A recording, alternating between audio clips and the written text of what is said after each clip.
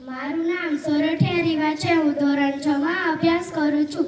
આજે હું તમને દેશપ્રેમ વિશે કહીશ. જનની અને જન્મભૂમિ સ્વર્ગથી પણ ચડિયાતી છે. જે દેશની ધરતી પર આપણો જન્મ થયો છે, જે દેશની ધરતીએ આપણું પાલન પોષણ કર્યું, એ જ દેશની ધરતી પ્રત્યે આપણને ઊંડી લાગણી હોય તે સ્વાભાવિક છે. આપણા દેશનું ઋણ અદા કરવા માટે આપણે આપણું સર્વસ્વ અર્પણ કરી દઈએ ને તો તે પણ ઓછું છે. દેશપ્રેમ એક મહાન ગુણ છે. વર્ષો પહેલા આપણા દેશ પર અંગ્રેજોનું શાસન હતું. આપણા દેશના નેતા અને દેશભક્તોએ ભારત માતાને આઝાદ કરવા માટે સ્વતંત્ર સંગ્રામ શરૂ કર્યો. એમાં ભારતના બધા લોકો જોડાયા અને ભારતને અંગ્રેજોની ગુલામીમાંથી છોડાવ્યા. આપણે આપણા દેશ બાંધવોને મદદરૂપ થવું જોઈએ. આપણા દેશના વિકાસમાં ફાળો આપવો જોઈએ.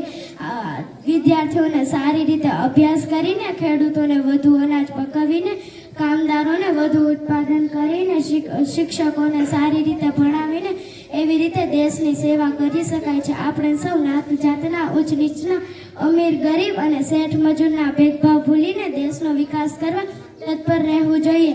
સુંદર છે જગમાં સૌથી નામ પણ અનોખું છે. જ્યાં જાતિ ભાષાથી એ દેશ પ્રેમની ધારા છે. નિશ્ચિર્ય પાવન પ્રેમ